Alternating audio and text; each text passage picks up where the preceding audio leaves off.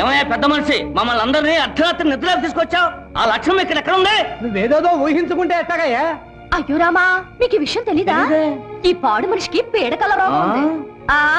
అర్ధరాత్రి లేచి అరుస్తాడు, నిద్దట్లో గెంతుతాడు, ఒక్కొక్కసారి పిల్లి మొగ్గలేస్తాడు, 10 మందిని నిద్ర లేపి కరుస్తాడు. మీరెందుకయ్యా నిద్ర చెడగొట్టుకుని రావడం? వెళ్ళండి వెళ్ళండి.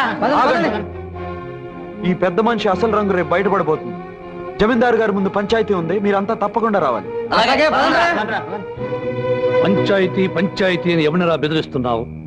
అసలు ముందుగా నేనే జమీందారు గారి దగ్గరికి వెళ్ళి నీ సంగతి చెప్పరా. ఆయన నా మీద లెగుస్తాడో లేక నీ మీద కత్తి తీస్తాడో తెలుస్తుంది. వెళ్ళు.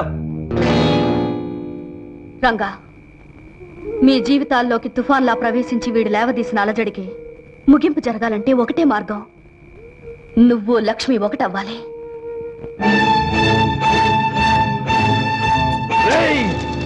నిన్నేం చేసినా పాపం లేదురా.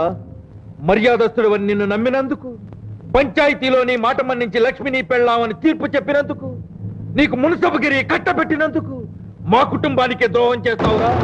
నా మాట నమ్మని జమీందారు గారు. నోర్మయ్య, నా కూతురు నిలదప్పటానికి కారణం నువ్వు. ఈ తురకత్తుల వంశాన్ని అప్రతిష్ట పాలు చేయాలనుకున్న నిన్ను క్షమించేది లేదు. నరికి పోగులు పెడతాను.